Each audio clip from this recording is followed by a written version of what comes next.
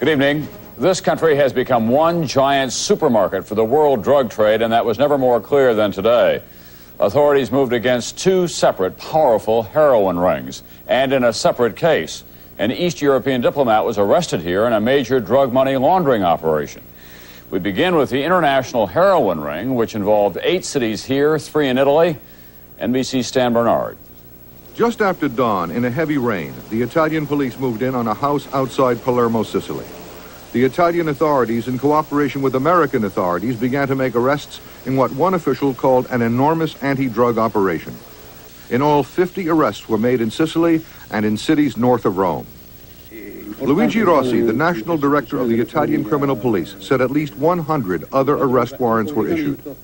About the same time, U.S. federal drug agents were making arrests in New York, Pennsylvania, California, Florida, and 3 other states.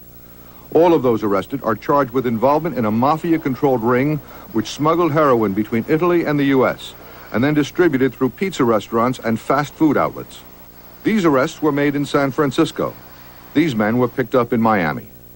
The investigation began in Buffalo, where it was originally given the code name Busico for Buffalo Sicilian Connection. That's where these arrests were made. In New York City, 13 men were picked up. The heroin was coming from Italy to the United States in 2 principal forms. It was secreted in wine bottles. It was also taped to the bodies of young females who were flying from Italy to the United States. Those arrested and those still being sought were called a virtual who's who of top crime bosses on both sides of the Atlantic. Stan Bernard, NBC News, New York. There were other arrests today involving synthetic heroin. Authorities say that nationwide, this kind of drug has caused at least 100 deaths. Since this summer in Pittsburgh alone, it's killed 25. Today, a federal strike force rounded up 6 suspected members of that ring that made and sold the killer drug, including the suspected ringleader. If convicted, they could face a minimum prison term of 20 years.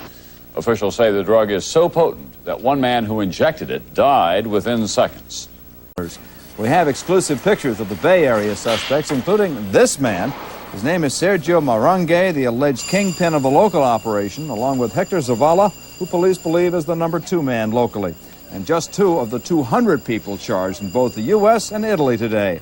And the Justice Department says as well some restaurants in San Francisco's North Beach are believed to be involved. There were transactions in the restaurant, outside the restaurant. There were conspiratorial meetings in and out front of some of the restaurants beyond those alleged in the indictments. And some of the persons who were involved either in the management or ownership of some restaurants here are involved in the trafficking. They would not, however, give us any names of specific restaurants, but El Padrino and Green Street was searched in the course of the investigation. Well, those local arrests are just part of a transatlantic undercover probe that lasted 3 years. It all came together today when dozens of arrests were made in several U.S. and Italian cities. Charles Feldman reports from New York. More than 200 people have been charged in the United States and Italy with taking part in the operation. Arrests and searches were made across Italy in a joint operation involving Italian police and the FBI. Arrests and searches in this country were made in 7 states, stretching from New York to California. Looking at the allegations, this reveals a major international narcotics conspiracy involving both heroin and cocaine. These people are alleged to be members of the organized crime family. So it's a very, very significant case. According to authorities, cocaine was exported from the United States to Italy, while heroin was imported to the United States from Italian sources. 2 principal methods were allegedly used to bring the drugs into the U.S. Heroin was often shipped in liquid form inside wine bottles. Some drugs were taped to the bodies of young women couriers. U.S. officials were clearly pleased with their accomplishment, offering reporters a more than ample look at some of those arrested. But officials were unable to explain why, although many of those charged are alleged members of the Gambino crime family, the family's reputed boss, John Gotti, was not implicated. Officials say it took 3 years to gather the information that led to Thursday's arrests and charges, and they say the people allegedly involved in the operation imported, and we quote, millions and millions of dollars of drugs into the United States. Charles Feldman. Were charged. 8 U.S. cities and 3 cities in Italy were allegedly involved. We have 2 reports tonight, beginning with News Center 4's Greg Lyon. Those arrested began arriving at the federal building shortly after 7 this morning. A total of 10 people, including the man the FBI identifies as the Bay Area kingpin, 51-year-old Sergio Marangi of San Francisco. His second-in-command, 40-year-old Hector Zavala of San Bruno, and Marangi's 22-year-old son, John of South San Francisco. They were part of a coordinated series of arrests that began in the pre-dawn in Italy, where over 130 people were charged. The arrests moved with the sun this morning to the United States, to Buffalo, Philadelphia, Newark, New York City, Miami, Rockford, Illinois, and San Francisco, where FBI Special Agent in Charge, Dick Held, drew the mafia connection. A question is raised, do we have mafia involved in the Bay Area? We would say that very clearly that Sergio Marangi has direct ties with the mafia and in fact has been charged by Italian authorities for his connections with the mafia and international narcotics trafficking. The San Francisco investigation also tied Marangi to the Carlo Gambino family in New York. U.S. Attorney Joseph Rusinello.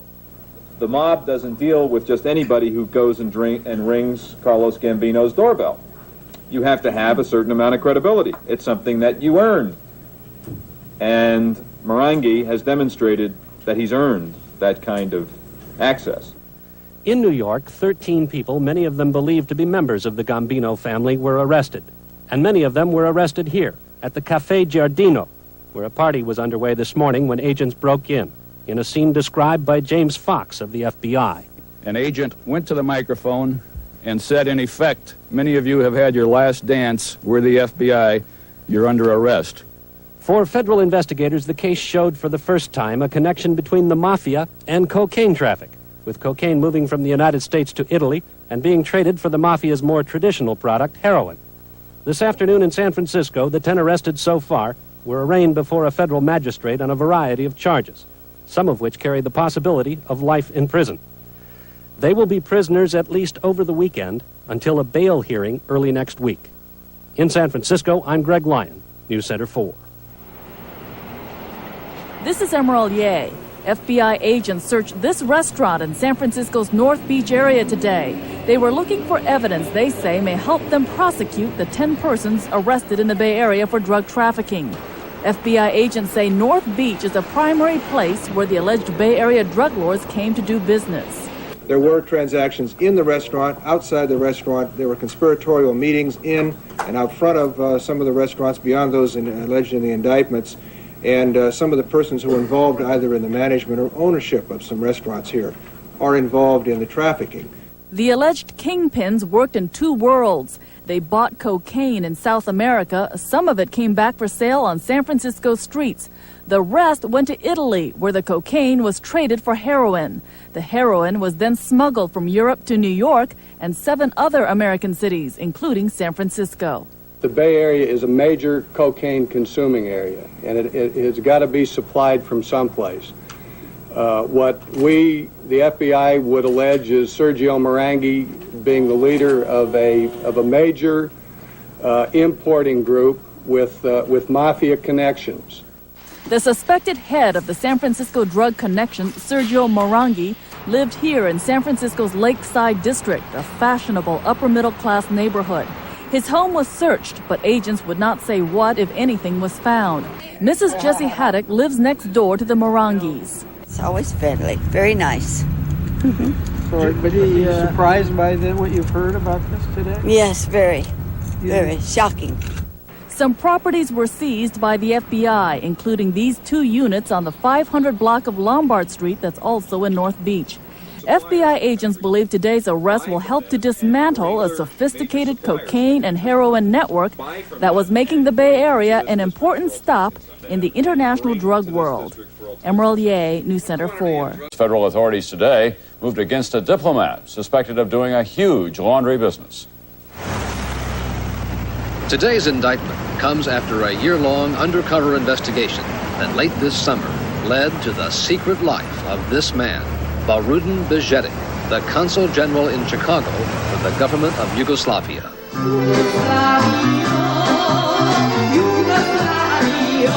For the hundreds of thousands of Yugoslav Americans in the Chicago area, the debonair Bejetic is well known and respected.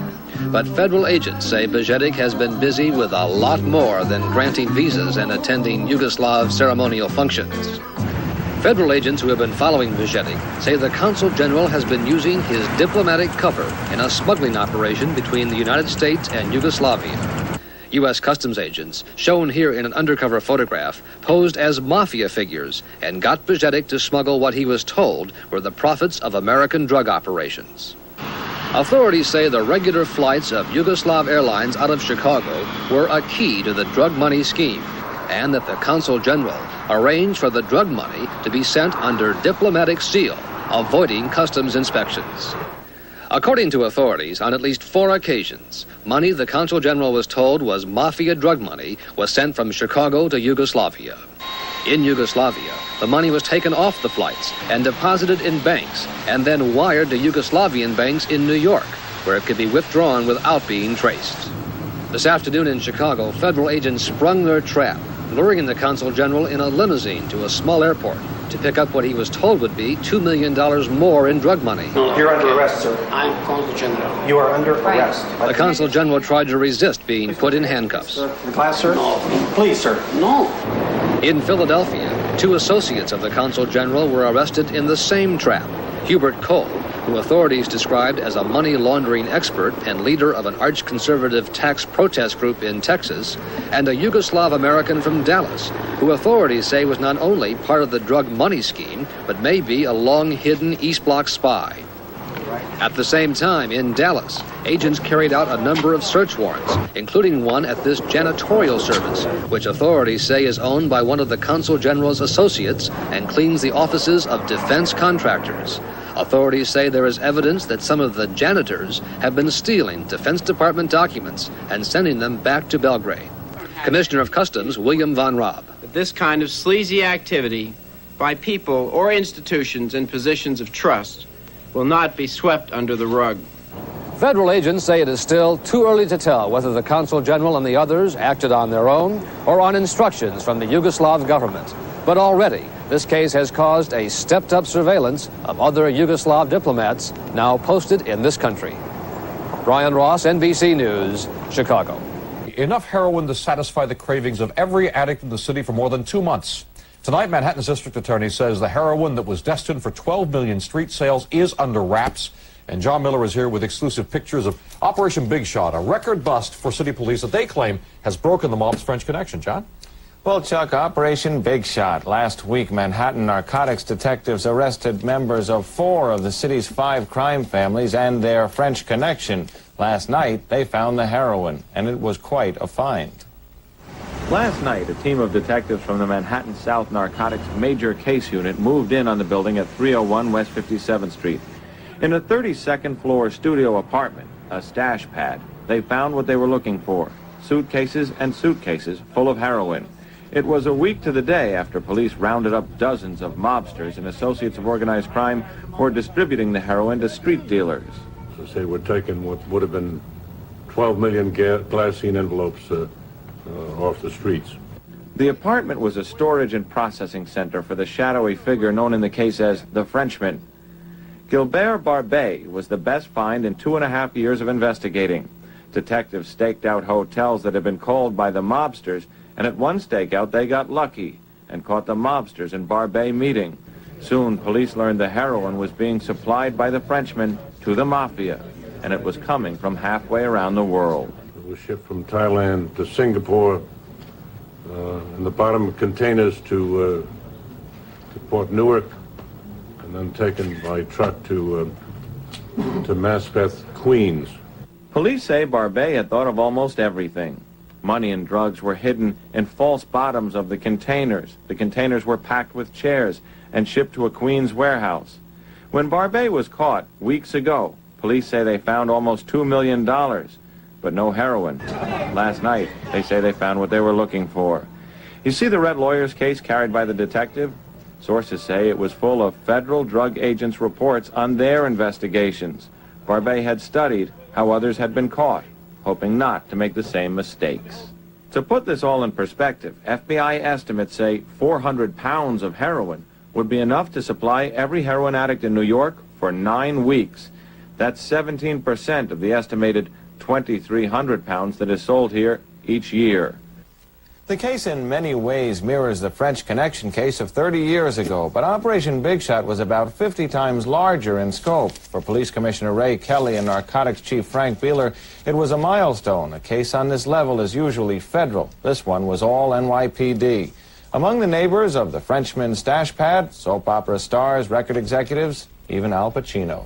Chuck, Carol? All right, John, thank you. John, well, a drug sweep in Westchester County today netted 110 arrests. Most cases involved cocaine, and the roundup included alleged dealers and users. Detectives say there was no resistance. Margaret? Is Al here? Yeah.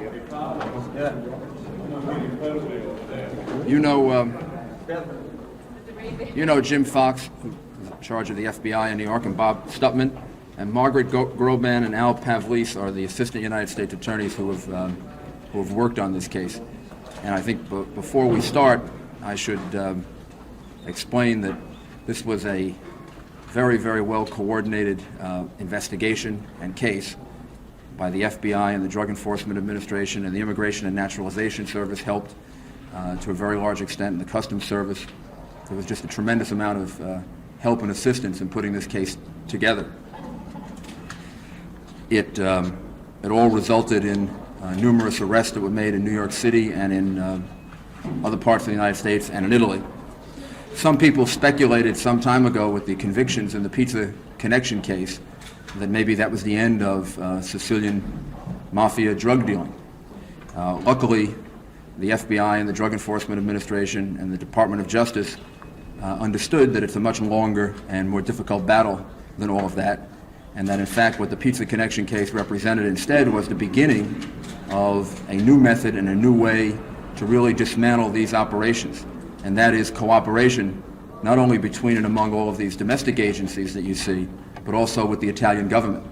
The level of cooperation between the two governments is quite remarkable, and these arrests and these cases today certainly demonstrate it, but all of the cases that have been made in the last 2 or 3 years.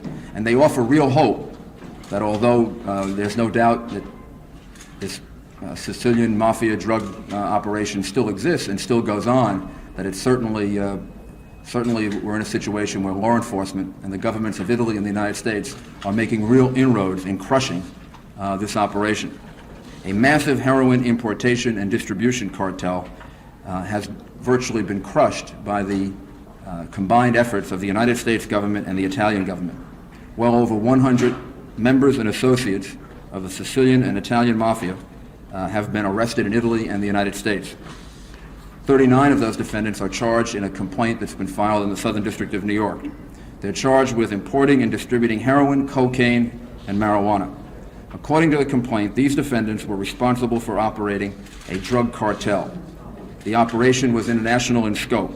It involved distributions not only in the New York metropolitan area, but in Cleveland, Houston, Washington, D.C., Miami, Florida, Allentown, Pennsylvania. Among the methods these defendants utilized was the exchange of cocaine for heroin.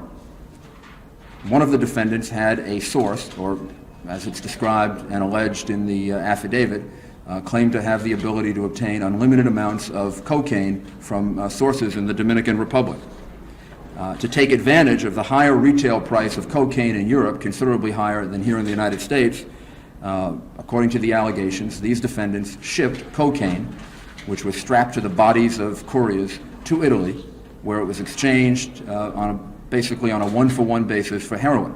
The cocaine was sold in Italy at the much higher price available in Italy, and the heroin was shipped to the United States and sold here in New York City and in the East Coast of the United States, showing and demonstrating the sophistication and business acumen of these operators.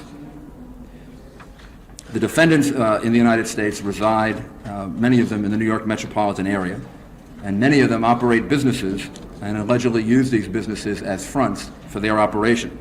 Some of these defendants have moved up over the last 2 or 3 years in the wake of the arrests and convictions in the Pizza Connection case.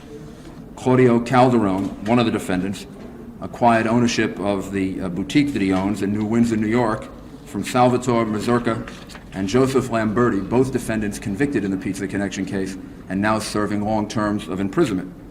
Emmanuel Adamita, who was arrested this morning, was convicted in Italy in 1981 of being involved as a courier in the shipment or the attempted shipment of 40 kilograms of heroin that was destined for New York, for Salvatore Catalano, one of the defendants convicted in the Pizza Connection case. Mr. Adamito was convicted in Italy. He was sentenced to 20 years in prison, and he was furloughed several years ago. He got a furlough to spend a few days out of jail. This may give you some idea of the sense or lack of sense in furloughing drug dealers. But Mr. Adamito ran away, fled to the United States, and has allegedly been operating as a much more major player than he was back in the days that he was a courier in the drug operation here in New York, and essentially moved up to the level of the people for whom he was acting as a courier in days past. Some of the other defendants own pizza parlors and pizza restaurants in Forest Hills and in Yonkers and in other parts of New York City. As I said, this case is a remarkable example of international cooperation and domestic cooperation. The FBI and the Drug Enforcement Administration and all the agencies that you see here, and Jim Fox and Bob Stutman have some remarks to make, and then we'll answer your questions. Jim. I think it only appropriate that on Holy Thursday we celebrate by announcing the arrest of 32 drug dealers in New York City, well over 100 drug dealers internationally.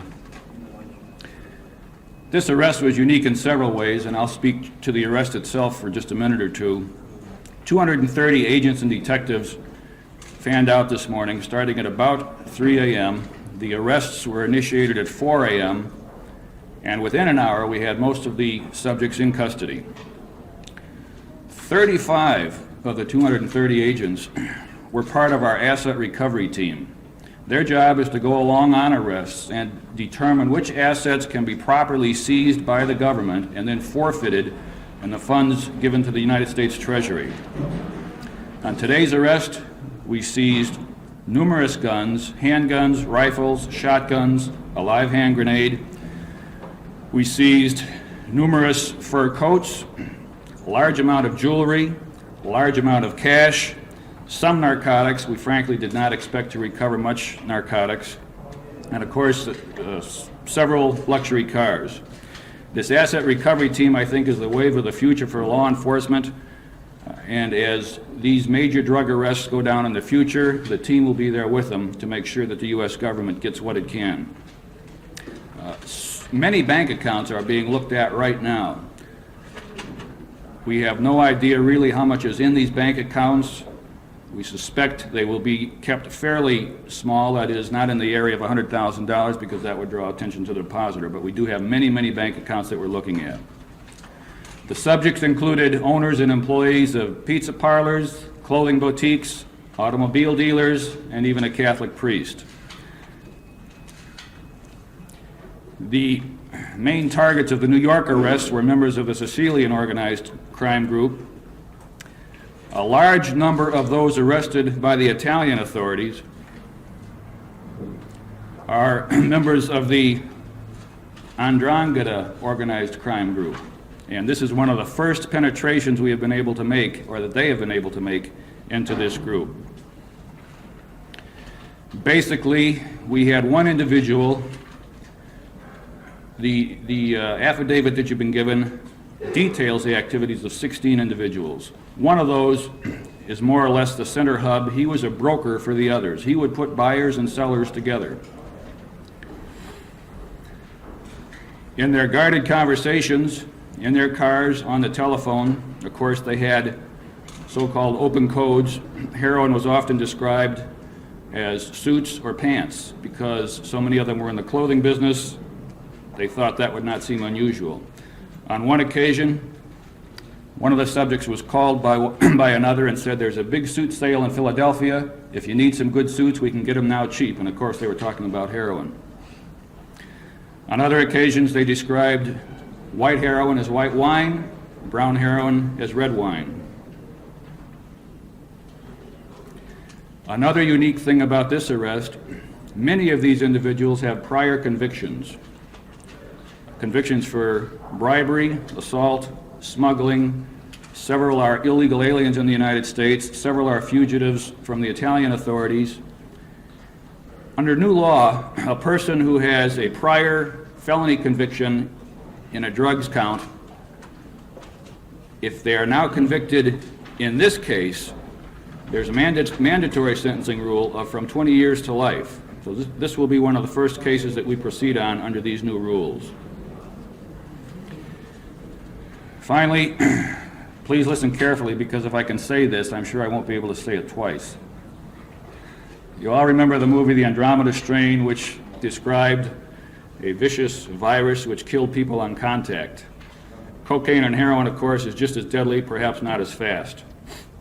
The arrests today in Italy and the United States, hopefully, are a large step towards reducing the Andromeda strain in Italy and the Sicilian organized crime strain in the United States.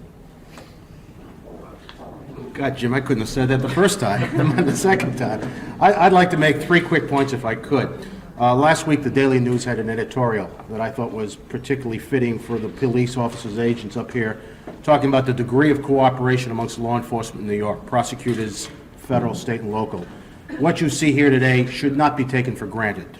I will tell you that in my experience, there are not a lot of cities in the country where cases like this could be made with no jealousies, no backbiting, and no turf problem. And I really think that's something we tend to overlook. Secondly, I think the first question will come from the audience will be, will this stop the heroin trade? How much of a dent in the heroin trade will it make? I think Mr. Giuliani, Mr. Fox both made a very important point. No one case will stop the heroin trade or the cocaine trade. When the Pizza Connection case was finished, we followed up and continued, as we must follow up with every case. It is a never-ending battle. It is one that will go on forever, because if we give up, then we do give up. So it is important that we continue to make cases such as this and just beat them down slowly. And the third issue I'd like to make very quickly, it is very nice for Mr. Giuliani, Mr. Fox, and myself, and these other ladies and gentlemen to stand up here and talk about the case in front of the cameras. I think none of us should forget that there were a number of DEA and FBI undercover agents working under very dangerous situation for the past 2 years against a group of criminals, some of whom in Italy have killed lots of police officers, who completely gained the trust of the traffickers against whom they were working. So much so that, as an aside, in one arrest that took place this morning against one of the major traffickers, the undercover agent met with him in a location, and they started talking about, the bad guys started telling the undercover agent how he considers him family, how you can't trust cops. They were hugging each other, at which point the undercover agent kissed him on the lips and told him he was under arrest. And he started crying. Those agents, whether they be DEA or FBI, are the ones, frankly, who really deserve our thanks, because they've done one hell of a job, and I think all of us appreciate what they've done. All right. How much money are we talking about here, and how did the goods get in? You mentioned people strapping the cocaine to their body. What about when the heroin came back to the United States? Same thing. Largely the importation was through body carrying, strapping drugs on your body, using people like that, probably some concealed shipments as well.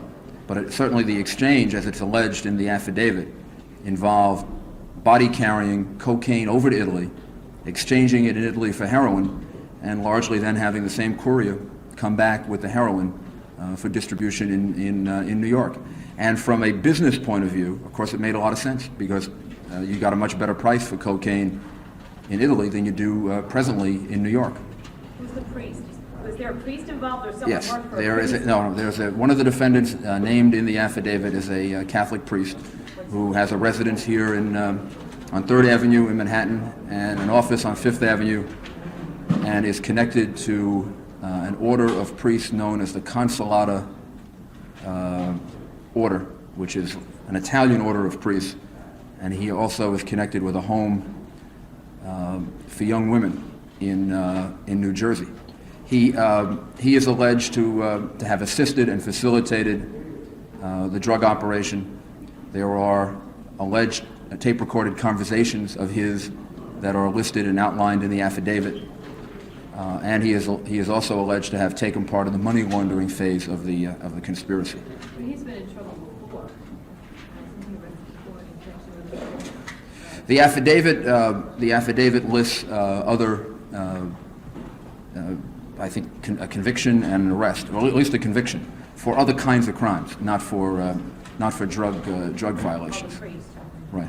Mr. Fox, is there any problem involved under the Assistance Recovery Program relative to these individuals placing their automobiles and jewelry and property under assumed names? That makes it more difficult for us to track the assets that we can legally seize, but we have a group of attorneys in the FBI and accountants that are becoming very skilled at just that, tracking what is trying to be hidden in the way of assets and what the government may legally seize. So far as you know, the androgynous crime family, are they interacting with the traditional crime families or any of the emerging groups, the Colombians and the Chinese, for example? We do not have hard evidence to that effect. Does this ring at all that you busted today, do they interact? Very little evidence of that. So this is a new group that we're looking at? It's almost, really, the pizza case in this case almost to signal a new type of drug operation. It's not like the old French Connection, you know, where there was one main pipeline and there was a fixed hierarchy in the organization, and each time you got higher up on the ladder, you knew you were getting closer to the top. That's not the case in this one. In this case, one day, subject A could look like the boss, and the next day, he could look like an underling, and somebody else would look like the boss. They changed roles frequently, and it's just not as fixed, and as it doesn't fit into a box like it did in the old days. How many Mr. Giuliani, you wanted to comment on? The Ndrangheta is a Calabrian organized crime organization, a very ancient organization that has ties traditionally to the mafia, worked with the Sicilian mafia, also has at times in the past gone to war with the Sicilian mafia. It's not always a healthy relationship. And therefore, the Italian authorities, I'm sure, are quite happy about their ability to infiltrate that organization. Are there links to any of the families, the organized crime families here? That family and any... We're limited to the affidavit and complaint, and the affidavits do not name specific American organized crime families. But I think it makes it quite clear that some of the defendants are connected to American organized crime, like Cosa Nostra or mafia families. How does the Justice Department have any effect on your office at this point? Did it have any effect on this investigation? And did the Justice... Did the announcement perhaps time by these two maybe look like the Justice Department is still functioning? That's it. I don't mean to be disrespectful. It's really a silly question. It really is. Yeah. No. The timing of these arrests was determined based on the numerous arrests that had to be made in Italy. The Italians made a seizure some weeks ago. They made an arrest. That arrest had led to the arrest of this other group of 80 or 90 or 100, whatever the exact number is in Italy, and their arrest would have jeopardized the operation here in the United States. So the FBI and the Drug Enforcement Administration made the determination that the arrests had to take place in the United States because the arrests had taken place in Italy. It had absolutely nothing to do with any problems in the Justice Department or Mr. Meese. And all of this was arranged sometime before the recent resignations. Certainly these cartels are not going to go away. You said they all have history. How do you stay one step ahead of not made such a big kill like this? You stay ahead by keeping an